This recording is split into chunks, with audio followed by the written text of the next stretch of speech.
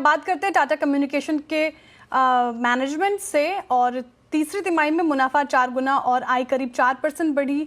EBITDA growth 2.5% रही है। Margin में भी हल्की गिरावट रही। नतीजे और ग्रोथ आउटलुक पर बातचीत करने के लिए हमारे साथ जुड़ रहे हैं कंपनी के सीएफओ कबीर अहमद शाकिर जी। कबीर जी, बहुत बहुत शुक्रिया सीएनबीसी आवाज़ को अपना समय देने के लिए।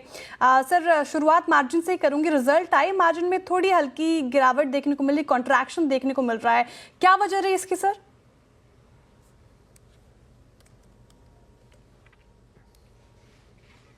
कबीर जी, अनम्यूट कर लीजिए आपने आपको। गुड मॉर्निंग, थैंक यू मुझे शो में आमंत्रित करने के लिए। मार्जिन हमारा एक्चुअली क्वार्टर के हिसाब से, अगर एबिटा देखें क्वार्टर के हिसाब से बढ़ा ही है पिछले क्वार्टर से, और पिछले साल से भी मुकाबले आप देखेंगे तो बढ़ा ही है। तो मुझे ये नहीं पता कि आप कौन सा वाला मार्जिन का रेफरेंस कर रही हैं। गुड मॉर्निंग कबीर सर, मैं कंचन बात कर रही हूँ सीएनबीसी आवाज से। फर्स्ट ऑफ ऑल कॉन्ग्रेचुलेशन, अच्छे नंबर प्रेजेंट किए हैं टाटा कम्युनिकेशन में Q3 में। अब मैं आपसे पूछना चाहूंगी, अगर हम रेवेन्यू ग्रोथ देखें तो वहां पे हमें अप्रोक्सीमेटली 4% का एक अपसाइड देखने को मिला है। उसके जो मेजर कंट्रीब्यूटर्स हैं वो कौन है, और साथ ही साथ यहाँ पे हमें 115 करोड़ का वन टाइम इनकम भी देखने को मिला है, उसका परफॉर्मेंस में किस तरीके से इम्पैक्ट पड़ा है?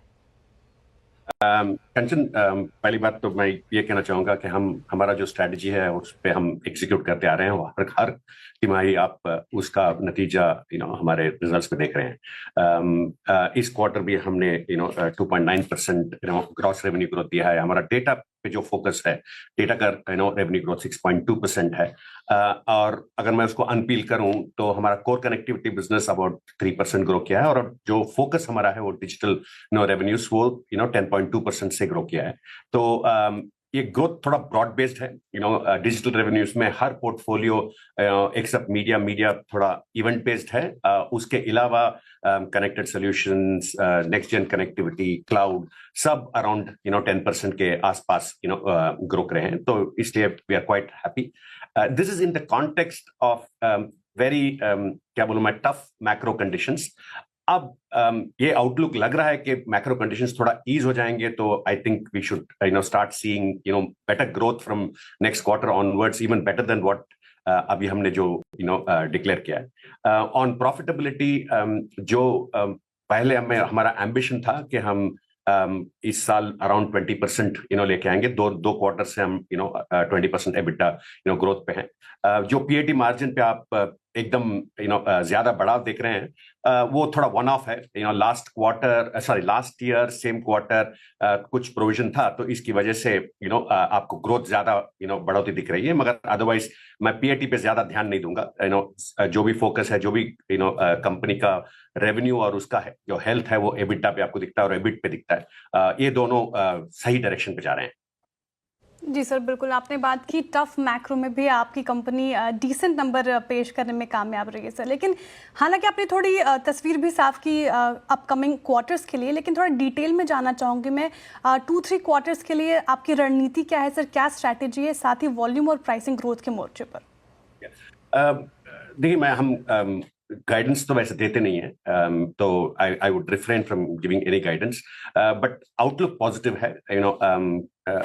कि अगर आप मैक्रो कंडीशंस देखें, डिस्क्रिशनरी स्पेंड्स देखें, एआई और डिजिटल के का जो भी आपको नॉइज लेवल्स दिख रहा है, सब पॉजिटिव हैं। और हम यही एक्सपेक्ट कर रहे हैं कि हमारे कस्टमर डिसीजन मेकिंग जो डिलेड है, डिमांड तो पहले भी थी और डिमांड कंटिन्यू हो रही है, मगर डिसीजन मेकिंग थोड़ा इलोंगेट हो रहा था, क्योंकि जो भी हमारे प्रोडक्ट्स यूज करते हैं, तो अगर एक क्वार्टर बाद भी डिसीजन लें तो कुछ ज्यादा उनको इम्पैक्ट नहीं होता है। तो इसलिए वो डिसीजन मेकिंग थोड़ा डिलेट होता था। इसलिए हमें रेवेन्यू ग्रोथ में कभी वो वॉलेटिलिटी दिखती थी।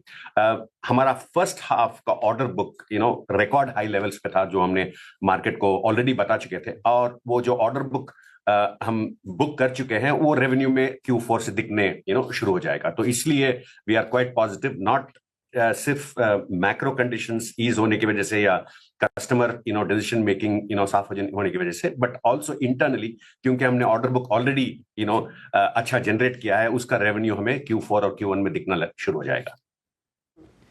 तो स्ट्रॉन्ग ऑर्डर बुक का जो रिफ्लेक्शन है वो अपकमिंग क्वार्टर्स में हमें डेफिनेटली देखने को मिल सकता है। Moving forward sir, Tata communication ने नीदरलैंड में अप्रॉक्सीमेटली 770 करोड़ का इन्वेस्टमेंट का प्लान किया है। उसके पीछे का जो स्ट्रैटेजिक रीजन है वो क्या है, और आप आने वाले टाइम पे वहां से कितने रिटर्न की एक्सपेक्टेशंस लगा रहे हैं? I think very very good सवाल कंचन, थैंक्स फॉर आस्किंग दैट। हम इस कंपनी को फ्यूचर रेडी करना चाह रहे हैं, बोथ ऑर्गेनिक और इनऑर्गेनिक ग्रोथ को हासिल करने के लिए। इस वजह से हमने पहले एक क्वार्टर पहले या 2 क्वार्टर पहले टीसी यूके को हमारा डायरेक्ट सब्सिडरी बनाया था। अभी इस क्वार्टर हम टीसी नेदरलैंड्स को अपना डायरेक्ट सब्सिडरी बना रहे हैं। ये दोनों सब्सिडरीज हमारे इंटरनेशनल सब्सिडरी था टीसी आईपीएल जो सिंगापुर है, उसके स्टेप डाउन सब्सिडरीज थे। तो हम इसको एक लेवल ऊपर लाने की ये वजह है कि कोई भी हमें टारगेट एक्विजिशन टारगेट बाहर यूरोप में या यूएस में मिले तो उसको एक्वायर करने के लिए ये एक्विजिशन व्हीकल्स बन सकते हैं हमारे लिए। तो ये बेसिकली एक फ्यूचर रेडी स्टेप है और बहुत महत्वपूर्ण स्टेप है हमारे लिए, ताकि हम टाटा कम्युनिकेशंस को फिट बना सकें और हम कॉम्पिटिटिव रह सकें कि कोई अच्छा एसेट मिले जिसमें कंपटीशन हो खरीदने के लिए, कि हम फ्रॉम ऑल एस्पेक्ट्स, सिर्फ पैसा ही नहीं but also from a net of tax perspective हम कॉम्पिटिटिव रह सकें। इसकी वजह से ये स्ट्रेटेजिक स्टेप लिया गया है। सर, कंपटीशन को मात देने के लिए स्ट्रैटेजिक स्टेप आपकी तरफ से। कबीर जी, आखिरी सवाल मेरी तरफ से होगा फिलहाल। बजट हफ्ता है, ये सैटरडे बजट है, बजट से क्या उम्मीद लगाकर बैठे हैं आप? देखिए, जो इंडिया जो प्रोग्रेस पे जा रही है, जो हम 5 ट्रिलियन 10 ट्रिलियन का एम्बिशन और विजन है हमारे, we are very positive about India as a whole.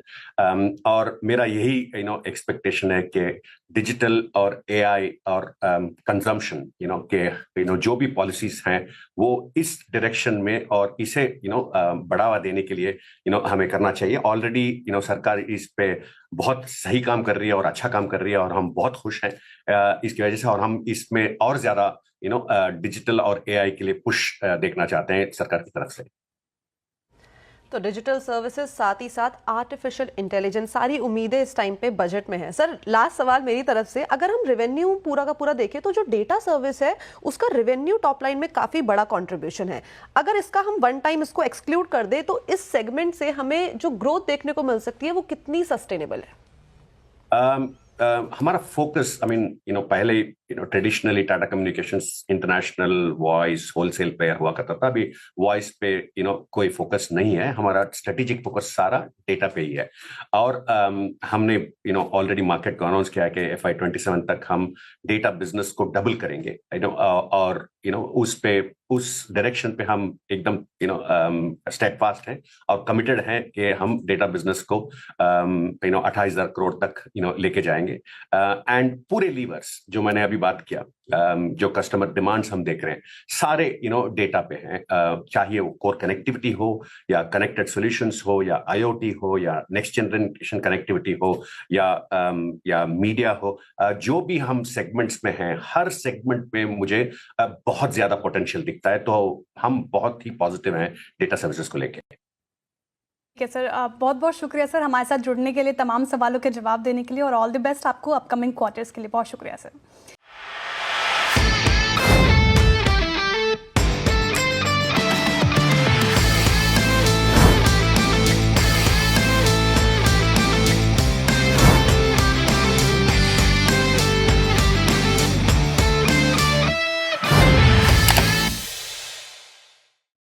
बता दें कि मनी कंट्रोल पर दिए गए विचार एक्सपर्ट्स के अपने निजी विचार होते हैं।